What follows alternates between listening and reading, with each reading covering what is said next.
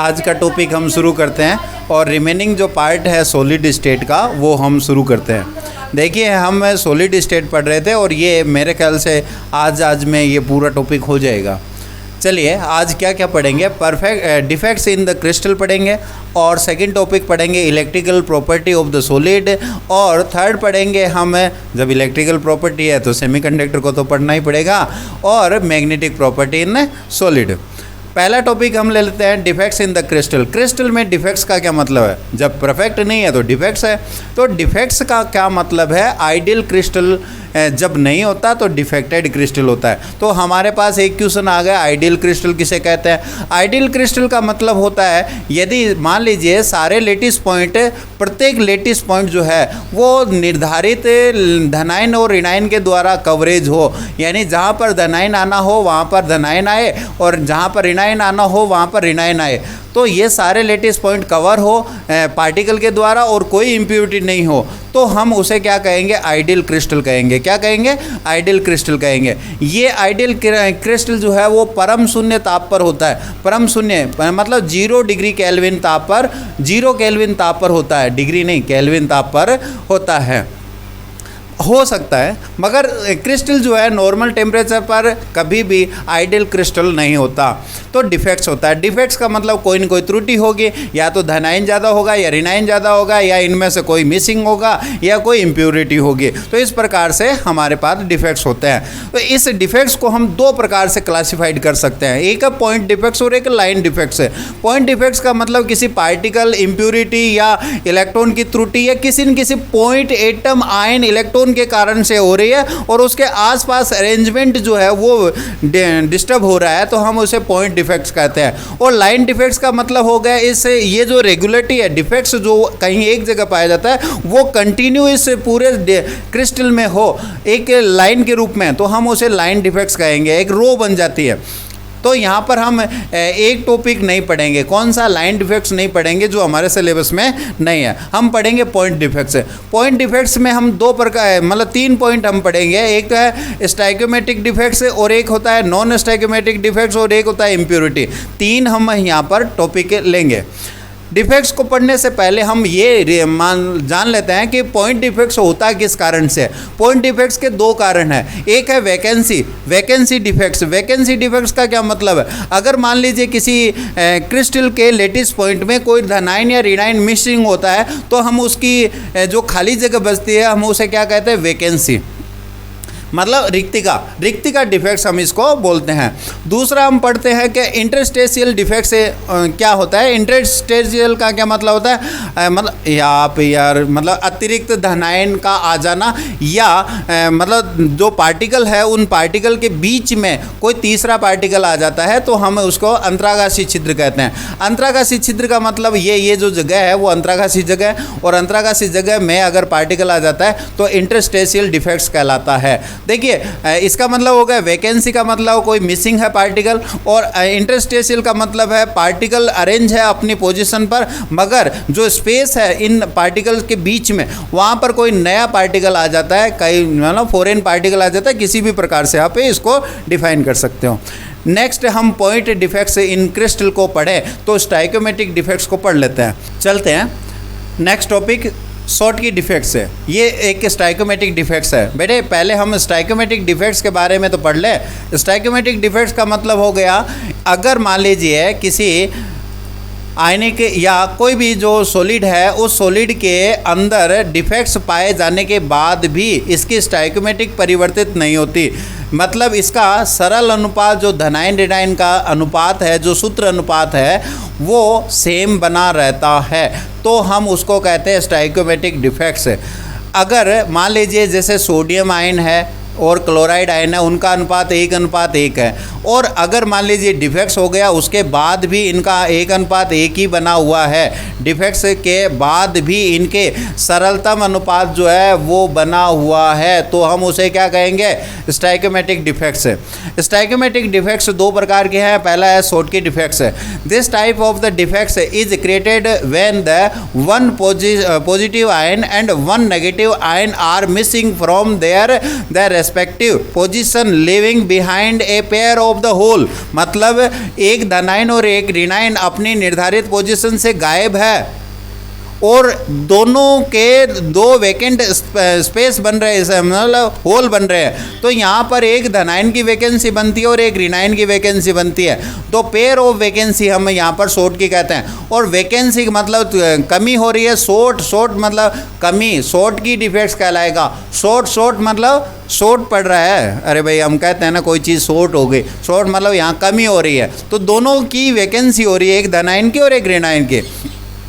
अब हम बात करते हैं ये आयनिक कंपाउंड में पाया जाता है इस प्रकार का डिफेक्ट। तो किस प्रकार के आयनिक कंपाउंड में पाया जाता है? एक जो हाई कोऑर्डिनेशन नंबर रखते हैं उसमें पाया जाता है, और या हम ऐसे कह सकते हैं जिनके आयनिक जो है धनायन और ऋणायन जो है लगभग स्मॉलर साइज के होंगे, सिमिलर साइज के होंगे, एक समान साइज के होंगे, उनमें इस प्रकार का डिफेक्ट्स पाया जाता है। फॉर एग्जाम्पल सोडियम क्लोराइड है, पोटेशियम क्लोराइड है, सीजियम क्लोराइड है और सिल्वर ब्रोमाइड है, वो इस प्रकार के एग्जाम्पल होते हैं। शॉर्ट की defects decrease the density of the substance. Substance से जो घटक है, जो आयनिक यौगिक है, उसकी डेंसिटी को डिक्रीज करता है, क्योंकि कई सारे धनायन और ऋणायनों का एक साथ युग्म निकल जाता है तो वहां पर क्या है, खाली जगह बन जाएगी, तो डेंसिटी अपने आप इंक्रीज होगी। फॉर एग्जाम्पल जैसे NaCl जो है उसमें अप्रोक्सीमेटली 10⁶ शॉर्ट की डिफेक्ट्स पेयर में पाई जाती है पर सेमी क्यू में और रूम टेम्परेचर पर, और एक सेमी क्यू जो है उसके अंदर लगभग 10⁻22 आयंस होते हैं। इसलिए हम ये कह सकते हैं कि there are is the one Schottky defects पर मतलब एक शॉर्ट की डिफेक्ट्स में 10⁻16 आयंस मिसिंग होंगे। नेक्स्ट हम बात कर लेते हैं स्टाइकोमेट्रिक डिफेक्ट्स का अगला पॉइंट है या अगला प्रकार हम पढ़ रहे हैं फ्रैंकल डिफेक्ट्स। फ्रैंकल डिफेक्ट्स किसे कहते हैं? This type of the defects is created when an ion leave it's correct lattice site and occupied and the interstitial site.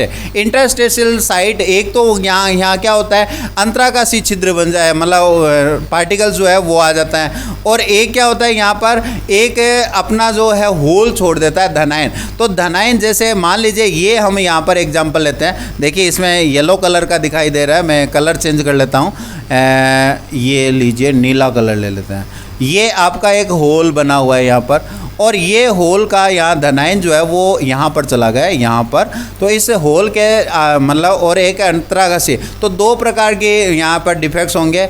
एक तो होगा होल का बनना, यानी क्या वैकेंसी डिफेक्ट्स बन जाएगा, और एक क्या बनेगा यहाँ पर इंटरस्टेशियल डिफेक्ट्स बनेगा। दो डिफेक्ट्स यहाँ पर बनते हैं, दोनों पेयर में बनते हैं, इसलिए हम इसको क्या कहते हैं, फ्रैंकल डिफेक्ट्स। देखिए फ्रैंकल और शॉर्ट की दोनों पेयर में होने वाले डिफेक्ट्स है। अच्छा, फ्रैंकल डिफेक्ट्स किस प्रकार के आयनिक कंपाउंड में पाया जाता है? ऐसे जिनके लो कोऑर्डिनेशन नंबर हो, कोऑर्डिनेशन नंबर क्या हो, कम, और एक और जिनका जो धनायन की जो साइज है वो ऋणायन के साइज से काफ़ी छोटी हो, मतलब इनके साइज में काफ़ी अंतर हो, तब इसमें पाया जाता है। फॉर एग्जांपल जिंक सल्फाइड है, सिल्वर क्लोराइड है, सिल्वर ब्रोमाइड है, AgI है, सिल्वर आयोडाइड है ना। इसमें due to the small size of the zinc ion, इसके अंदर क्यों पाया जाता है? जिंक आयन के स्मॉल साइज के कारण या Ag+ आयन के स्मॉल साइज के कारण से इस प्रकार का पाया जाता है। यहाँ पर हम एक बात देखें कि सिल्वर ब्रोमाइड जो है वो उसमें फ्रैंकल डिफेक्ट्स और शॉर्ट की डिफेक्ट्स दोनों प्रकार के डिफेक्ट्स पाए जाते हैं। भाई साहब इसको है ना अच्छी तरह से याद कर लेना, ये है आपका एग्जाम्पल दोनों जगह काम आएगा और बार बार में पूछा जाता है। फ्रैंकल डिफेक्ट्स के कारण से आपको ये पता होगा कि इसकी जो डेंसिटी है उस पर कोई प्रभाव नहीं पड़ता। It does not change the density of the solid. क्यों? क्योंकि एक वैकेंसी बन रही है तो एक इंटरस्टेशियल बन रहा है, मतलब जो धनायन था वो इसी क्रिस्टल में ही घूम रहा है, बाहर नहीं निकला, इसलिए यहाँ पर टोटल आयनों की संख्या उतनी रहेगी और इस कारण से डेंसिटी नहीं चेंज होगी।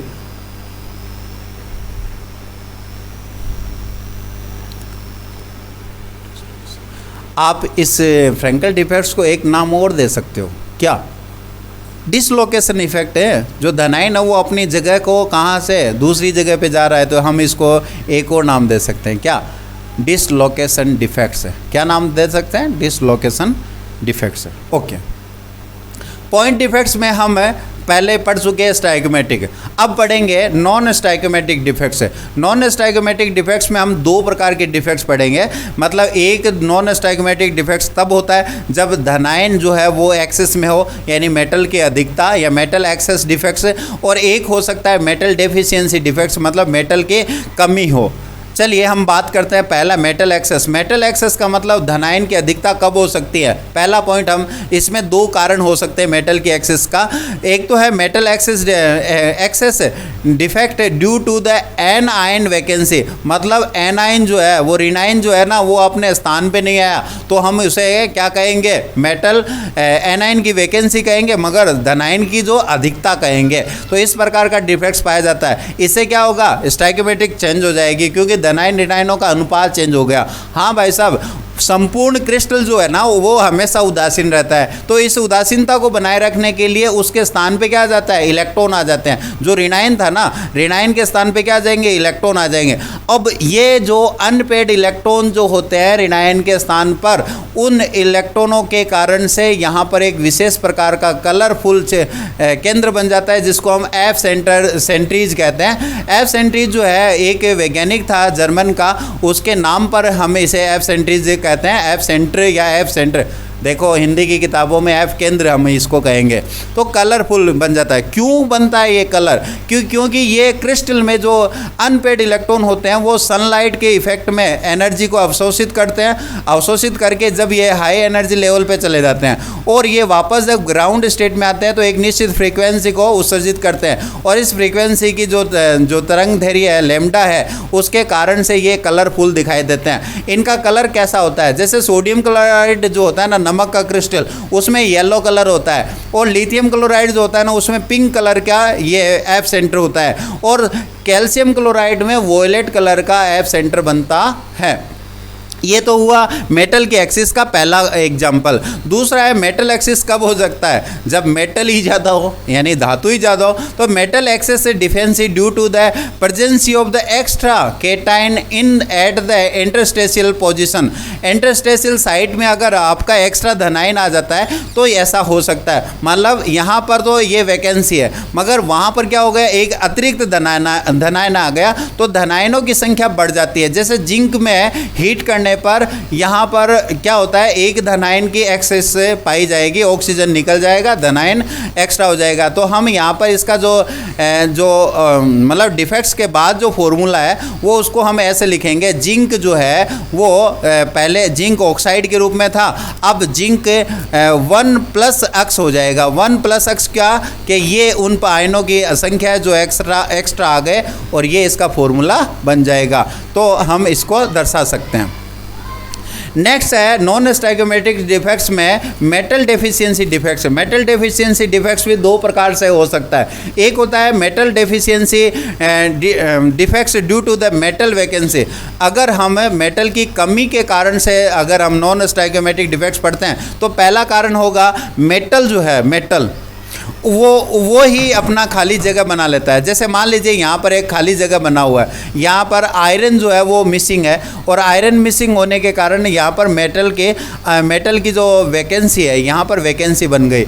अब बात आती है मेटल की वैकेंसी का बेनिफिट या लॉस क्या होता है। यहाँ पर वैकेंसी से मतलब इसका डेंसिटी डिक्रीज होगा, परंतु यहाँ पर टोटल ओवरऑल जो क्रिस्टल है उसका न्यूट्रलाइजेशन करने के लिए निकटतम जो धनायन है वो अपनी जो ऑक्सीडेशन नंबर है वो उसको बढ़ा लेता है, वो 2 से 3 कर लेता है। तो 2 आयनों पर यहाँ पर प्रभाव पड़ रहा है। ये 2 आयन जो है वो +2 से +3 बन गए। तो यहाँ पर क्या होगा कि आयरन जो है वो अपनी ऑक्सीडेशन अवस्था चेंज कर सकता है। क्यों, क्योंकि यह डी ब्लॉक का सदस्य है, और इस प्रकार की दिखाता है डिफेंस जो डिफेक्ट्स है वो इस प्रकार का दिखाता है। इस प्रकार के और भी कई सारे यौगिक है जिसमें ये डिफेक्ट्स पाया जाता है।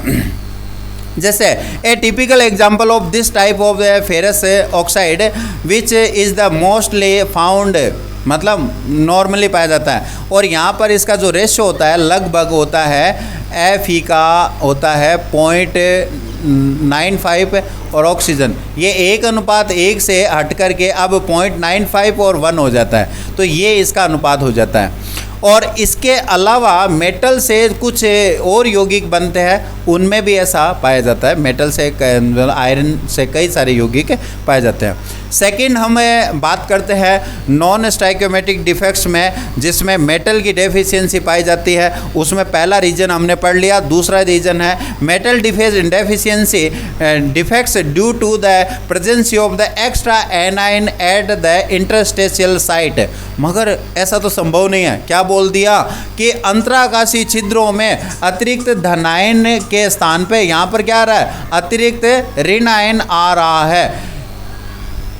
अतिरिक्त क्या रहा है, ऋणायन। मगर आप जानते हो धनायन छोटा होता है और ऋणायन क्या होता है, बड़ा होता है। हमने जब क्रिस्टल पैकिंग पढ़ा था तो उसमें भी यही पढ़ा था कि ऋणायन का आकार बड़ा होता है, और ऋणायन का आकार बड़ा होने के कारण यह अंतराकाशीय छिद्र या इंटरस्टेशियल साइट में नहीं आ सकता। इसलिए इस प्रकार की त्रुटि का अभी तक कोई एग्जाम्पल नहीं पाया गया है और हम इसको यहाँ छोड़ते हैं। अब बात करते हैं इम्प्योरिटी डिफेक्ट्स। इम्प्योरिटी का मतलब क्या है? देखिए, डिफेक्ट्स में हम इम्प्योरिटी का मतलब ये मानते हैं कि अगर मान लीजिए क्रिस्टल लैटिस का निर्माण हो रहा है और इस निर्माण के दौरान इसमें कोई फॉरेन पार्टिकल यानी अन्य पदार्थ मिला दिया जाए तो, या मिल जाए तो हम उसको क्या कहेंगे, इंटरस्टेशियल डिफेक्ट्स कहेंगे। जैसे यहाँ पर एक एग्जाम्पल हम देख रहे हैं, क्या देख रहे हैं कि जैसे सोडियम क्लोराइड का जो क्रिस्टल है उसमें स्ट्रांसियम आ जाता है। स्ट्रांसियम इसकी जगह ग्रहण कर लेता है, परंतु यहाँ स्ट्रांसियम की जो ऑक्सीडेशन अवस्था है वो सोडियम की इक्विवेलेंट नहीं होती, तो यहाँ पर आवेश वृद्धि हो जाती है। और उस आवेश की वृद्धि को पूरा करने के लिए, न्यूट्रलाइज करने के लिए संपूर्ण क्रिस्टल को जो ऋणायन है वो भी अपने निर्धारित स्थान से मिसिंग हो जाता है। तो इस प्रकार का डिफेक्ट्स इसमें पाया जाता है। इम्प्योरिटी का मतलब अशुद्धि मिल जाती है और ये कोई खास नहीं है, छोटा सा है और इसमें कोई इफेक्ट नहीं है। नेक्स्ट पॉइंट हम पढ़ेंगे electrical property of the solid. ये बड़ा अच्छा खासा टॉपिक है, बहुत अच्छा है और ये पढ़ने लायक टॉपिक है। इसको हमें अच्छी तरह से तैयारी कर लेनी चाहिए। देखिए, हम जो इलेक्ट्रिकल प्रॉपर्टी के आधार पे जो सॉलिड होते हैं वो तीन प्रकार के सॉलिड हम पढ़ते हैं।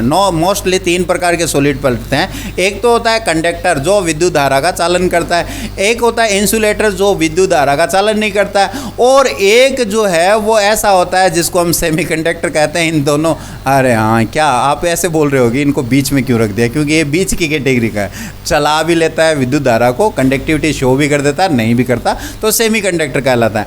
अब कंडक्टर, सेमीकंडक्टर मतलब इलेक्ट्रिसिटी जो है वो इसमें से प्रवाहित होती है कि नहीं होती, विद्युत धारा, उसके आधार पे डिफाइन कर सकते हैं। मगर हम यदि आप इसको ऐसे डिफाइन करें, अगर कंडक्टिविटी की मान से हम डिफाइन करें तो कंडक्टर होता है, उसकी जो कंडक्टिविटी होती है 10⁴ से 10⁷ ओम इनवर्स मीटर इनवर्स के बीच में होती है। सभी मेटल इसमें आते हैं। और सेमीकंडक्टर जो होता है उसकी कंडक्टिविटी 10⁻⁴ से 10⁴ तक, -6 से 10⁴ ओम इनवर्स मीटर इनवर्स के बीच में होती है। गैलियम, जर्मेनियम और सिलिकॉन इसके एग्जाम्पल आते हैं।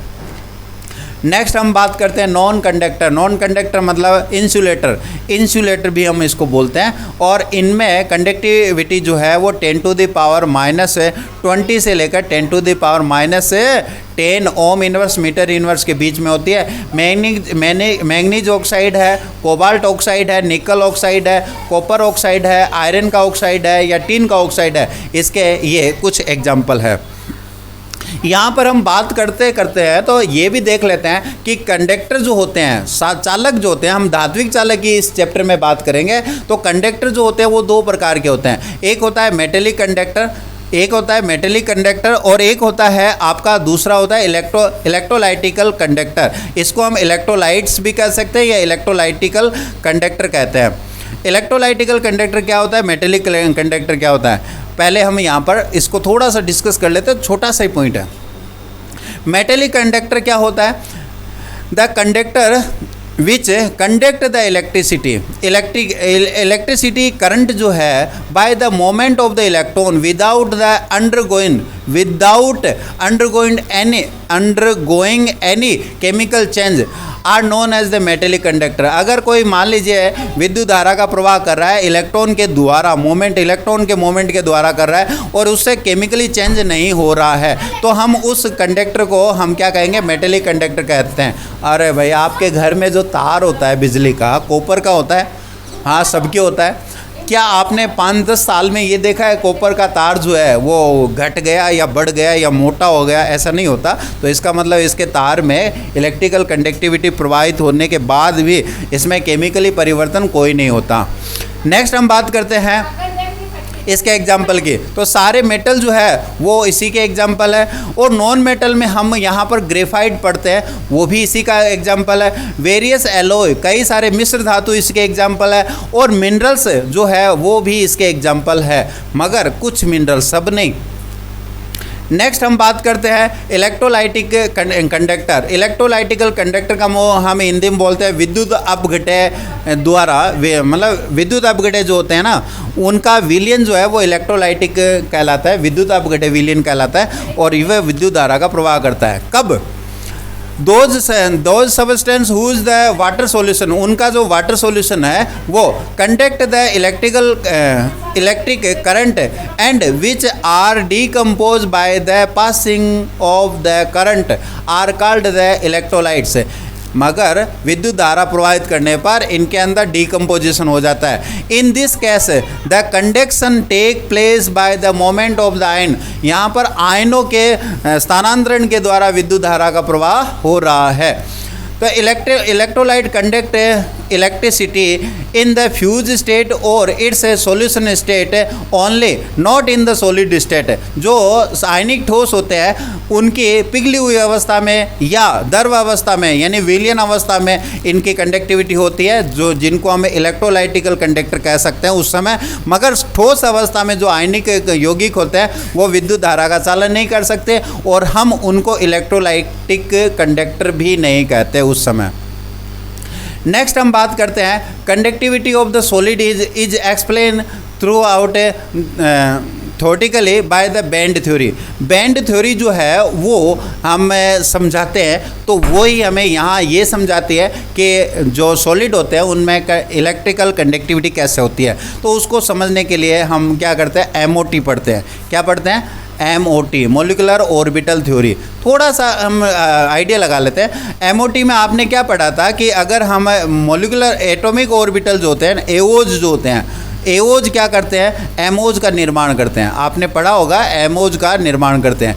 ये क्या होते हैं? एमओज। जितने एओज होते हैं उतने एमओज होते हैं, ये एमओज बनाते हैं। अरे नहीं पढ़ा है तो ये एक बार दोबारा बता देता हूँ। एटॉमिक ऑर्बिटल मिलकर के उतनी संख्या में मोलिकुलर ऑर्बिटल बनाते हैं। ये मॉलिक्यूल्स है, यहाँ से लेकर के यहाँ तक ये मॉलिक्यूल्स है, और ये एटम्स है। तो एक जैसे मान लीजिए 1s है और ये 1s है, तो ये हाइड्रोजन अणु बनता है, तो ये इसका सिग्मा 1s है, और ये मान लीजिए इसका सिग्मा स्टार 1s है, स्टार 1s है, ये इसका है। और इसके पास जितने इलेक्ट्रॉन है, मान लीजिए 1 इलेक्ट्रॉन यहाँ पर है, 1 इलेक्ट्रॉन है, तो यहाँ पर 2 इलेक्ट्रॉन भरे जाएंगे। तो ये आपका क्या हो गया, एमओटी डायग्राम किसका, H2 का। तो इस प्रकार से, ठीक इसी प्रकार यदि मान लीजिए हम इनकी बात करें तो कई सारे जो एटॉमिक ऑर्बिटल है, जितने एटॉमिक ऑर्बिटल मिलते हैं उतनी संख्या में जो मोलिकुलर ऑर्बिटल बनते हैं। तो इस आधार पे ये कहा जा सकता है कि अगर मान लीजिए लिथियम धातु है, तो लिथियम धातु के कई सारे एटॉमिक ऑर्बिटल होते हैं, 1s के कई सारे एटॉमिक ऑर्बिटल मान लीजिए यहाँ पर मिलते हैं। मान लीजिए मैं 3, 4, 5 का एग्जांपल ले रहा हूँ। प्रत्येक में क्या है, 1-1 इलेक्ट्रॉन है। क्या है, 1-1 इलेक्ट्रॉन है, ये 1-1 इलेक्ट्रॉन है। इन सब से जितने मिले उनसे उतनी ही संख्या में एटॉमिक ऑर्बिटल बनेंगे। कुछ बनेंगे बॉन्डिंग ऑर्बिटल, कुछ बनेंगे एंटी बॉन्डिंग ऑर्बिटल, और इनकी जो संख्या है वो इतनी ज़्यादा हो जाएगी तो उनसे एक बैंड बन जाएगा। बैंड कैसे बनेगा, मैं दोबारा बनाता हूँ। एक बन जाएंगे जो एंटी बॉन्डिंग है उनके द्वारा, और एक बन जाएगा जो बॉन्डिंग है उनके द्वारा, तो बॉन्डिंग और एंटी बॉन्डिंग 2 प्रकार के बन जाएंगे। इसमें इलेक्ट्रॉन होंगे और इसमें इलेक्ट्रॉन नहीं होंगे। इसको हमें रिक्त बैंड कहेंगे, वैकेंसी बैंड कहेंगे, वैकेंसी बैंड कहेंगे। और ये अगर मान लीजिए इसमें आधा भरा हुआ है तो कंडक्टर बैंड कहेंगे, और अगर मान लीजिए ये आपका खाली होता है तो वैकेंसी बैंड कहेंगे। तो इस प्रकार से बैंड का निर्माण होता है एमओटी के द्वारा। एमओटी का मतलब है यहाँ पर मोलिकुलर ऑर्बिटल मिलकर एटॉमिक ऑर्बिटल मिलकर मोलिकुलर ऑर्बिटल बनाते हैं, और एटॉमिक ऑर्बिटल जो है वो कई सारे परमाणु मिलकर के आपस में एटॉमिक ऑर्बिटल बनाने से, एटॉमिक ऑर्बिटल से मोलिकुलर ऑर्बिटल बनाने से बैंड का निर्माण होता है। और बैंड जो है वो 3 प्रकार के हो सकते हैं, 3 प्रकार की सिचुएशन हो सकते हैं। 3 प्रकार के बैंड कौन कौन से होते हैं? पहला बैंड हो सकता है वैकेंट या एम्प्टी हो सकता है। एम्प्टी मतलब खाली हो जाएगा, जैसे यहाँ पर दिखा रखा है ये बीच वाली लाइन में। और एक हो सकता है फुल फिल या फील्ड हो सकता है। और एक बैंड ऐसा हो सकता है जो हाफ फील्ड हो, जैसे पहले में दे रखा है पार्शियली फील्ड हो। तो इस बैंड का निर्माण, पार्शियली फील्ड का मतलब इलेक्ट्रॉन इसमें किस प्रकार से हो। तो देखिए ये जो एंटी बॉन्डिंग ऑर्बिटल है, एमओज है और बॉन्डिंग एमओज है, इन दोनों की आपस में मतलब मिलने से ये बनता है। तो ये गुच्छा होता है। बैंड का मतलब है जो एमओज बने हुए हैं उनका गुच्छा। ठीक है, तो 3 प्रकार के बैंड बन गए। अब इन बैंड के आधार पर हम कंडक्टर, सेमीकंडक्टर और इंसुलेटर को दर्शा सकते हैं। पहले हम बात करते हैं मेटल या कंडक्टर की। कंडक्टर में क्या होता है, या तो बैंड जो है वो पार्शियली फिल्ड हो, यानी बैंड जो है वो आधा भरा हुआ हो। आधा भरा हुआ होगा तो विकंडक्टिविटी शो करेगा। और या फिर एक जो वैकेंट एम्प्टी ऑर्बिटल है और एक फुल फिल है, वो उन दोनों का क्या हो रहा है, ओवरलैपिंग हो रहा है, तो ये कंडक्टिविटी शो करेगा। ऐसे मेटल सारे जो है वो कंडक्टिविटी शो करेंगे, उनको हम कंडक्टर कहते हैं। तो according to band theory, conductor are these substance in where the partially or overlapping band are present. ठीक है, नेक्स्ट हम बात करते हैं इंसुलेटर की। इंसुलेटर में क्या होता है, कुचालक में क्या होता है कि जो एम्प्टी बैंड है और जो फुल फील्ड बैंड है, इसमें क्या होता है, हाफ फील्ड या पार्शियली फील्ड जो है वो नहीं होता। मगर इसमें एक तो होता है एम्प्टी फील्ड, एक होता है फुल फील्ड। तो इन दोनों के बीच में एनर्जी फॉरबिडन गैप, यानी 2 एनर्जी अंतराल जो है वो काफ़ी ज़्यादा होता है। और इस कारण से जो इलेक्ट्रॉन है वो क्या होता है, यहाँ से रूम टेम्परेचर पर या किसी टेम्परेचर पर इलेक्ट्रॉन जो है मूव नहीं कर सकता। कहाँ पर, फुल फील्ड से एम्प्टी ऑर्बिटल में नहीं जा सकता। तो इलेक्ट्रॉन का मूवमेंट नहीं होने के कारण से इसको हमें इंसुलेटर कहेंगे। तो इसमें इलेक्ट्रॉन जो है वो एम्प्टी फील्ड में नहीं जा सकता और ये मूव नहीं हो सकता, इस कारण इलेक्ट्रिकल कंडक्टिविटी नहीं शो करेगा। नेक्स्ट हम बात करते हैं सेमीकंडक्टर की। सेमीकंडक्टर में क्या होता है, एम्प्टी बैंड और फुल फील्ड बैंड जो होता है उनके बीच में जो एनर्जी गैप है वो काफ़ी कम होता है। और कम होने के कारण से ये निम्न टेम्परेचर पर तो विद्युत का चालन करते नहीं हैं। क्यों? क्योंकि जो फुल फील्ड बैंड है उसे इलेक्ट्रॉन निम्न ताप पर इतनी ऊर्जा प्राप्त नहीं करता कि एम्प्टी बैंड में चला जाए और मुक्त भ्रमण कर सके, फ्री मोमेंट कर सके। परंतु जैसे ही हम इसको गर्म करते हैं तब ये एम्प्टी फील्ड में इलेक्ट्रॉन जाने से फ्री मोमेंट कर सकता है और इसके कारण से यह इलेक्ट्रिकल कंडक्टर हो जाता है।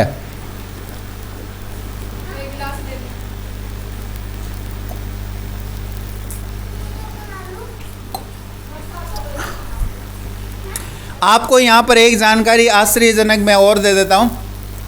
जो आपका मेटल कंडक्टर है उनमें ताप बढ़ाने पर विद्युत धारा का मान या विद्युत के प्रवाह में प्रतिरोध जो है वो बढ़ता है। और आपका जो सेमीकंडक्टर में ताप बढ़ाने पर विद्युत धारा का मान बढ़ता है, मतलब प्रतिरोध घटता है। और तीसरा हम बात करते हैं इलेक्ट्रोलाइट, यानी जो विद्युत अपघटय जो है होते हैं उनकी बात करते हैं। तो इलेक्ट्रोलाइट में कंडक्टिविटी बढ़ती है ताप बढ़ाने पर। क्यों? इस क्वेश्चन का आंसर आपको देना है। क्वेश्चन क्या है, क्या कारण है कि धात्विक चालक में ताप बढ़ाने पर चालकता घटती है, यानी प्रतिरोध बढ़ता है। धात्विक सेमीकंडक्टर में ताप बढ़ाने पर चालकता बढ़ती है। और तीसरा क्वेश्चन है कि जो इलेक्ट्रोलाइट है, विद्युत इलेक्ट्रोलाइट है, इलेक्ट्रिकल इलेक्ट्रोलाइट है, उस इलेक्ट्रोलाइट में ताप बढ़ाने पर कंडक्टिविटी का मान बढ़ता है, क्यों? ठीक है। Type of semiconductor. अब हम सेमीकंडक्टर को पढ़ लेते हैं। सेमीकंडक्टर किसे कहते हैं? जो बीच के होते हैं। हमने अभी भी डेफिनेशन दी है कि इनमें है ना वैकेंट बैंड और फुल फील्ड बैंड के बीच में एनर्जी फॉरबिडन छिद्र, एनर्जी गैप या फॉरबिडन एनर्जी जो होती है, गैप जो होता है वो कम होता है, और इस कारण से ये थोड़ा सा गर्म करने पर इलेक्ट्रॉन इम्पटी बैंड में चला जाता है और आराम से विद्युत धारा का प्रवाह कर सकता है। बंद करिए।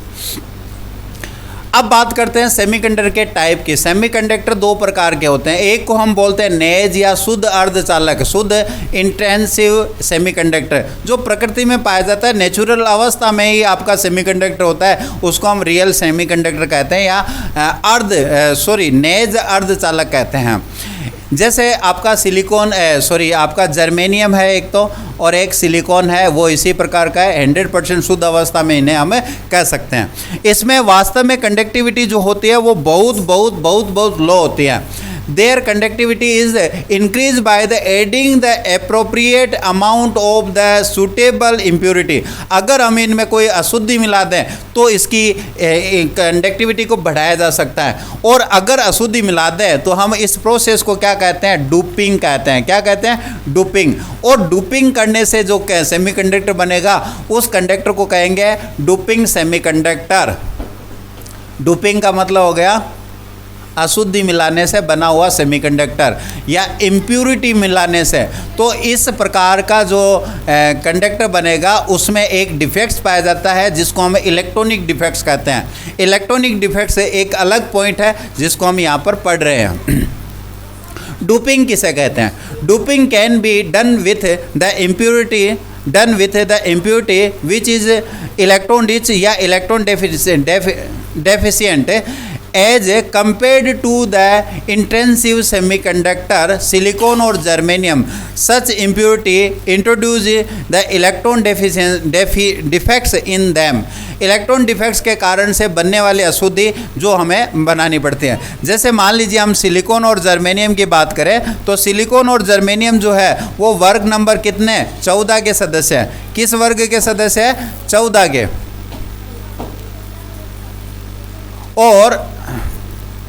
और जो आपका नेक्स्ट वर्ग आता है मतलब 15, और ये आता है 13।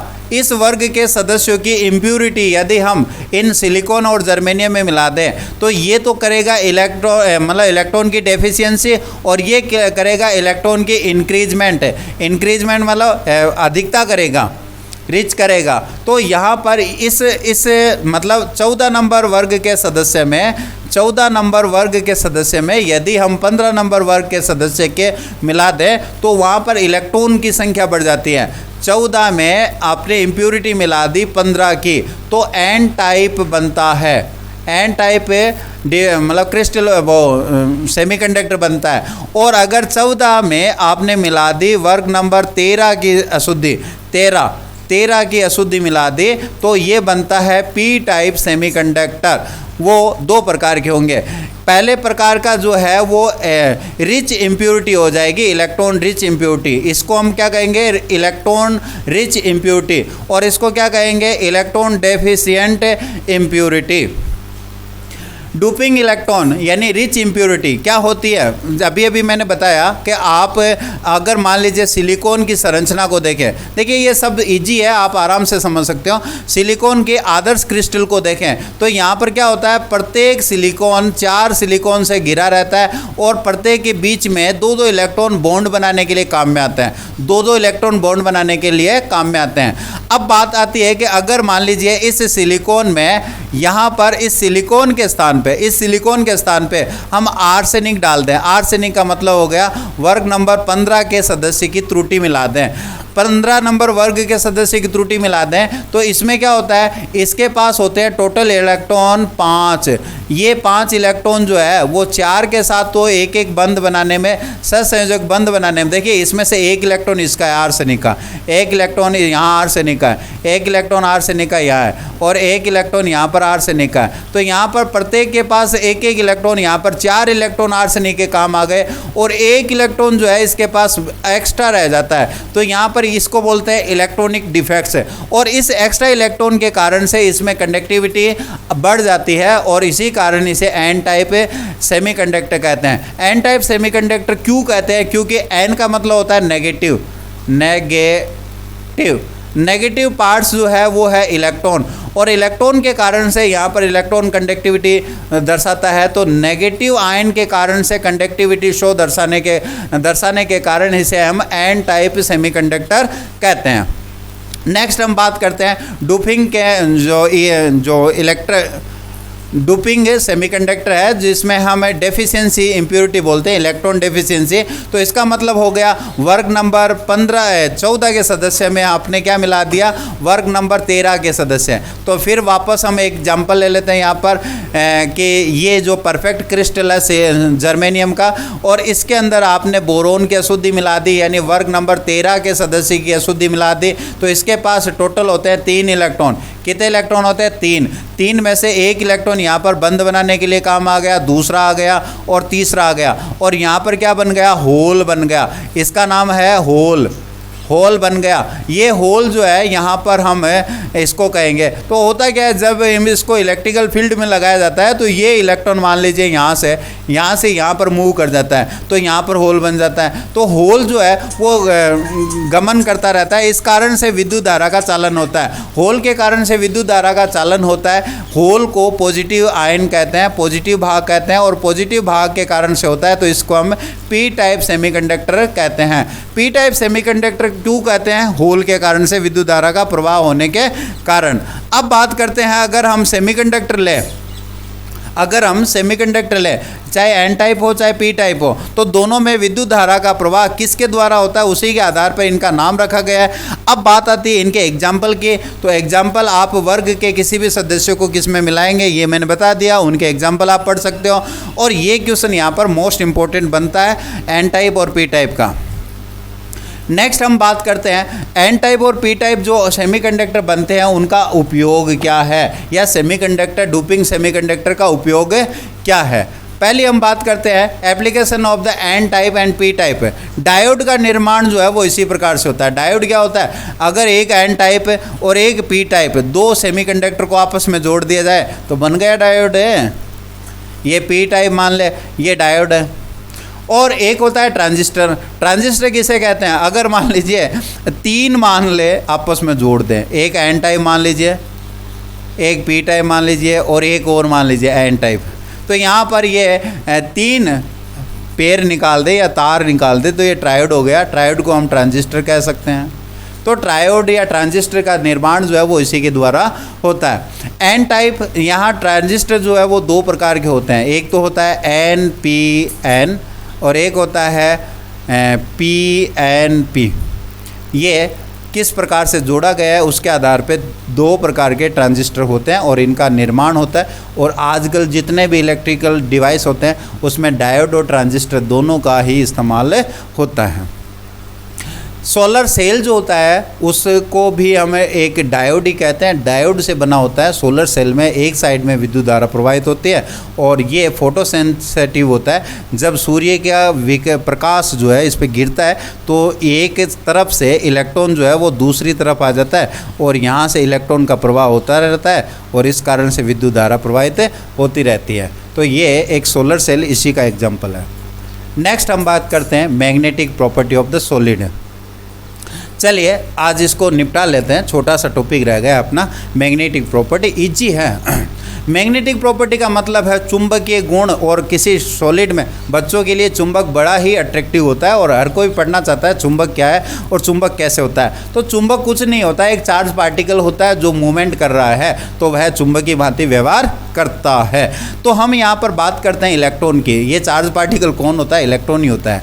इट्स दो, देखिए इलेक्ट्रॉन में दो प्रकार के मोशन होते हैं। एक ये कि ऑर्बिटल मोशन करता है, जो आपका जो नाभिक है उसके चारों ओर चक्कर लगाता है न्यूक्लियस के, और एक ये स्पिन करता है अपनी पोजीशन पर। तो ये आपका जो चित्र दिखा रहा है, पहला चित्र जो है वो इसका आपका क्या है? Orbital motion. और दूसरा जो चित्र देख रहे हैं आपका क्या है? इसमें कौन सा है? ये स्पिन मोशन है और ये आपका क्या है? ऑर्बिटल मोशन है। तो दो प्रकार के मोशन यहाँ पर आपको दिखाई दे रहे हैं। अब बात आता है कि इलेक्ट्रॉन जो है वो चार्ज पार्टिकल मोशन करता है, तो उनसे क्या जनरेट होता है? Magnetic moment. और मैग्नेटिक मोमेंट, इन दोनों प्रकार के मैग्नेटिक मोमेंट का सदिश योग होता है, यानी मतलब एक वेक्टर होते हैं ये मैग्नेटिक मोमेंट, और वेक्टर होने के कारण इनका सदिश योग होना होता है। तो सदिश योग से टोटल जो मैग्नेटिक मोमेंट निकलता है वही आपका चुंबक की भांति व्यवहार करता है, वही चुंबकीय गुण को दर्शाता है। अब जो मैग्नीट्यूड जो होता है मैग्नेटिक मोमेंट का, वह बहुत ही स्मॉल होता है और उसको हम बोर मैग्नेटोन में मापते हैं। बोर मैग्नेटोन क्या होता है? म्यू बी बोर मैग्नेटोन होता है, और इसका जो मान है वो 9.27 इंटू 10⁻⁻24 एम्पियर मीटर स्क्वायर के बराबर होता है।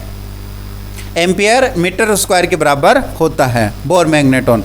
अब बात आती है इलेक्ट्रॉन होगा तो ये मैग्नेटिक प्रॉपर्टी होगी। इलेक्ट्रॉन कैसा? अनपेड इलेक्ट्रॉन होना चाहिए। देखिए इलेक्ट्रॉन अगर मान लीजिए एक है तो ये अनपेड कहलाएगा, और दो इलेक्ट्रॉन एक साथ है तो इसको हम कहेंगे पेड इलेक्ट्रॉन। अब बात आता है कि इसका स्पिन जो है वो हाफ होता है, और अगर हम इसमें देखें तो इसके दो स्पिन होंगे, एक हाफ स्पिन होगा और एक सेकंड हाफ स्पिन होगा दूसरा। तो इनके स्पिन एक दूसरे से अपोजिट होने के कारण जो पेड इलेक्ट्रॉन होता है उसका मैग्नेटिक मोमेंट ऑटोमेटिक क्या हो जाता है? जीरो हो जाता है। क्या हो जाता है? जीरो हो जाता है। जबकि अनपेड इलेक्ट्रॉन होता है वो मैग्नेटिक मोमेंट जनरेट करेगा दोनों प्रकार के, स्पिन ऑर्बिटल मैग्नेटिक स्पिन का और एक आपका ऑर्बिटल मोशन करेगा। तो दोनों प्रकार के मैग्नेटिक मोमेंट है, एक का तो हम बोलेंगे ऑर्बिटल मैग्नेटिक मोमेंट और एक का बोलेंगे स्पिन मैग्नेटिक मोमेंट। तो दोनों प्रकार के मैग्नेटिक मोमेंट से ये जनरेट करेगा मैग्नेटिक प्रॉपर्टी। तो मैग्नेटिक प्रॉपर्टी किस में होती है? जिनमें अनपेड इलेक्ट्रॉन होता है। अनपेड मैग्नेटिक प्रॉपर्टी के आधार पर जो मटेरियल है वो हम 5 कैटेगरी में डिफाइन मतलब परिभाषित कर सकते हैं। एक होता है पैरामैग्नेटिक, और एक होता है डाईमैग्नेटिक, एक होता है फेरोमैग्नेटिक, और एक होता है एंटी फेरोमैग्नेटिक, और एक होता है फेरीमैग्नेटिक। देखिए वैसे हम दो ही कैटेगरी मोस्टली पढ़ते हैं, यही होती है, मगर ये इनकी सिचुएशन है। ये पैरामैग्नेटिक जो है उसकी सिचुएशन है। तो यहाँ हम 5 कैटेगरी टोटल पढ़ रहे हैं। पहले हम चलते हैं पैरामैग्नेटिक, यानी आपका टेम्परेरी मैग्नेटिज्म। टेम्परेरी मैग्नेटिज्म का क्या मतलब है? अगर किसी पदार्थ को चुंबक के मध्य रख दिया जाए तो वह कुछ समय बाद अपने आप खुद चुंबक की भांति व्यवहार करने लगेगा, और जब चुंबक हटा दिया जाए तो वह चुंबक कुछ समय के लिए चुंबकीय गुण दर्शाता है, इसलिए हम इसे टेम्परेरी मैग्नेटिज्म बोलते हैं। जैसे मान लीजिए आपका ऑक्सीजन है, कॉपर +2 आयन है, आयरन +3 आयन है, या क्रोमियम है, लोहा है, तो इसमें क्या होता है? चुंबकीय गुण पाया जाता है और चुंबक की ओर आकर्षित होता है, इसलिए पैरामैग्नेटिक पदार्थ कहते हैं। पैरामैग्नेटिक में होता क्या है? यहाँ पर ये डोमेन होते हैं। डोमेन किसे कहते हैं अभी बताऊंगा।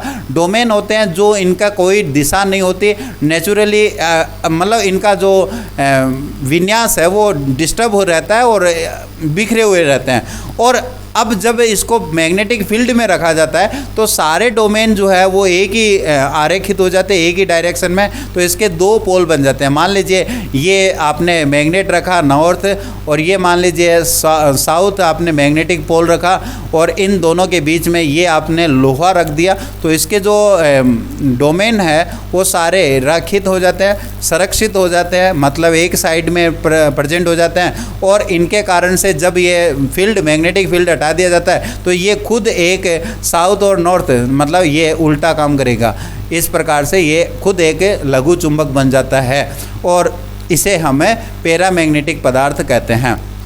पैरामैग्नेटिक जो है उसमें किस में पाया जाता है, जैसे मान लीजिए पैरामैग्नेटिज वो पदार्थ सारे होते हैं जो चुंबक की ओर आकर्षित होते हैं, जिन पे अनपेड इलेक्ट्रॉन होते हैं वो सारे के सारे पैरामैग्नेटिक होते हैं। Paramagnetic substance are the weakly attract by the magnetic field, they are the magnetized in the magnetic field, यानी इनको चुंबकीय बनाया जा सकता है मैग्नेटिक फील्ड में रख करके, field in the same direction, they lose their the magnetism in the absence of the magnetic field, magnetic field हटा दिया जाए तो इसकी मैग्नेटिक जो है वो हट जाती है। Magnetism is due to the presence of the one or more unpaired electron which are the attracted by the magnetic field। जैसे ऑक्सीजन है, ये सारे एग्जाम्पल है वो पैरामैग्नेटिक के हैं। नेक्स्ट हम करते हैं डाईमैग्नेटिक। डाईमैग्नेटिक जो होता है वो चुंबक की ओर आकर्षित नहीं होता, तो हम उसे क्या कहते हैं, diamagnetic.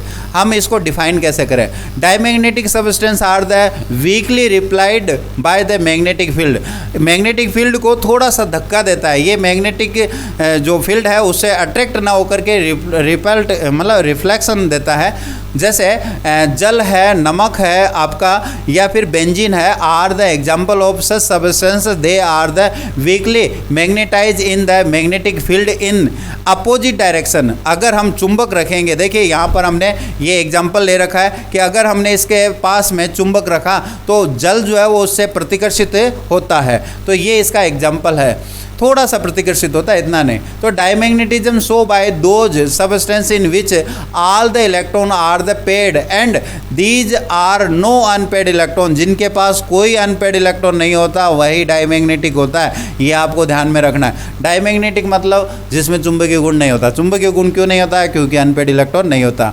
Pairing of the electron cancels their the magnetic moment and they lose their the magnetic characteristics। Next हम बात करते हैं फेरोमैग्नेटिक, लोह चुंबकीय। लोह चुंबकीय कुछ ऐसे पदार्थ होते हैं जिनको हम परमानेंट चुंबक के रूप में बना सकते हैं, मतलब ये काफ़ी मतलब पदार्थ ऐसे हैं, जैसे आयरन है, निकल है, क्या क्या लिया हमने, आयरन लिया है, निकल लिया है, कोबाल्ट लिया है और क्रोमियम का ऑक्साइड लिया है। इनको अगर हमें इसको चुंबकीय पदार्थ में फील्ड में रख दें तो ये काफ़ी समय तक, लंबे समय तक चुंबक की भांति व्यवहार करते रहेंगे चुंबकीय फील्ड हटाने के बाद भी, इसलिए हम इसे लोह चुंबकीय पदार्थ कहते हैं। लोहा जिस प्रकार का व्यवहार दर्शाता है उस प्रकार का व्यवहार दर्शाने वाले, चुंबक के प्रति व्यवहार दर्शाता है, विश्व प्रकार के व्यवहार दर्शाने वाले सारे जो सबस्टेंस है फेरोमैग्नेटिज्म के अंदर आते हैं। फेरोमैग्नेटिज्म को समझने के लिए हमें पहले डोमेन को समझना होगा। डोमेन किसे कहते हैं, डोमेन कुछ परमाणु अणुओं का एक समूह है मतलब जिसमें जो चुंबकीय आघूर्ण का वैल्यू जो है वो एक गुच्छे के रूप में पाया जाता है, एक समूह के में पाया जाता है। In a solid state the metal ion of the certain substance, metal ion of the certain substance, कुछ सबस्टेंस के are the grouped together into the small region, एक छोटे से क्षेत्र में व्यवस्थित हो जाते हैं और उनको हम डोमेन कहते हैं और एक लघु चुंबक की भांति व्यवहार करते हैं। Thus each the domain act as the tiny magnet, एक छोटा सा मैग्नेट बन जाता है जिसको हम डोमेन कहते हैं। अब बात आती है कि ये जो लोहा मैग्नेटिक जो पदार्थ होते हैं उनमें डोमेन होते हैं। नेचुरली इनका कोई व्यवस्था नहीं होता, कोई अरेंजमेंट नहीं होता, परंतु जब चुंबकीय क्षेत्र में रखा जाता है तो इनका एक निश्चित मतलब संरक्षण हो जाता है, एक निश्चित डायरेक्शन में अरेंज हो जाते हैं। ये अप्लाइड मैग्नेटिक फील्ड की उपस्थिति में जब इनको हटा दिया जाता है मैग्नेटिक फील्ड को, तो भी इसके डोमेन का संरक्षण सेम रह जाता है, इस कारण यह चुंबक की भांति व्यवहार करने लगता है।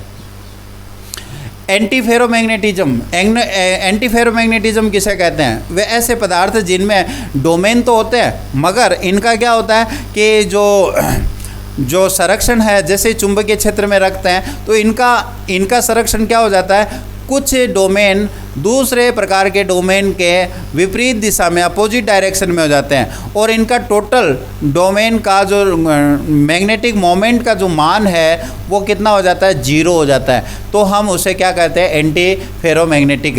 यानी सबस्टेंस होते तो मैग्नेटिक है परंतु डोमेन का जो संरक्षण है वो एक दूसरे के अपोजिट और इक्वल मात्रा में होने के कारण इनका टोटल मैग्नेटिक मोमेंट जो है वो 0 हो जाता है और इस कारण से इसे हमें एंटी फेरोमैग्नेटिक कहते हैं।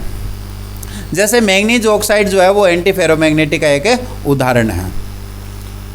नेक्स्ट हम बात करते हैं फेरी मैग्नेटिज्म। फेरी मैग्नेटिज्म का क्या मतलब होता है? फेरी मैग्नेटिज्म भी एक ऐसा ही मतलब पदार्थों का एक ग्रुप है जिसमें डोमेन तो होते हैं मगर इनमें क्या होता है, कुछ डोमेन का संरक्षण एक दिशा में होता है और कुछ डोमेन का संरक्षण है ना दूसरी दिशा में होता है। परंतु इनमें डोमेन का संरक्षण इस प्रकार से होता है, डोमेन जो है एक दूसरे के अपोजिट डायरेक्शन में एकदम से इक्वल मात्रा में नहीं होते, इसलिए टोटल जो मैग्नेटिक मोमेंट है वो 0 नहीं हो पाता और कुछ मैग्नेटिक मोमेंट रह जाता है, इसलिए हम इसे फेरी मैग्नेटिज्म कहते हैं। फेरी मैग्नेटिज्म का मतलब ये स्मॉल मैग्नेटिक प्रॉपर्टी दर्शाते हैं, मतलब उसकी तुलना में लोहे मैग्नेटिज्म जो है, जो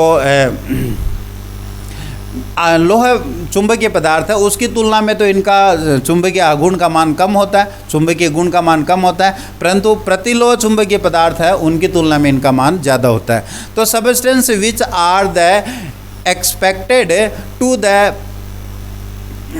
possess large magnetism on the basis of unpaired electron but actually have the small magnetic moment are called the ferrimagnetic substance। होते तो इनमें चुंबकीय गुण बहुत ज़्यादा होना चाहिए परंतु नहीं होता, कुछ दर्शाता है। फॉर एग्जांपल जैसे Fe3O4 जो है और इसके कुछ फेराइड्स जो है जिनका formula M2 plus Fe2O4 O4 होता है, यहाँ पे ये O4 है, O4 है जिसमें M का मान मैग्नीशियम हो सकता है, कॉपर हो सकता है, जिंक हो सकता है। जैसे मैंने मैग्नीशियम का एग्जांपल ले लिया, जिंक का एग्जांपल ले लिया, ये इसके एग्जांपल है। Ferrimagnetism arise due to the unequal moment in the opposite direction resulting in the same net magnetic moment on the hitting these substance lose their magnetism and convert into the paramagnetic substance। अगर इस प्रकार के पदार्थ को गर्म कर दिया जाता है तो यह जो फेरी मैग्नेटिज्म है उनसे हट करके यह पैरामैग्नेटिज्म में बदल जाएंगे। इस प्रकार हमारा टॉपिक जो है वो पूरा होता है और आज हम सॉलिड स्टेट को कंप्लीट कर चुके हैं।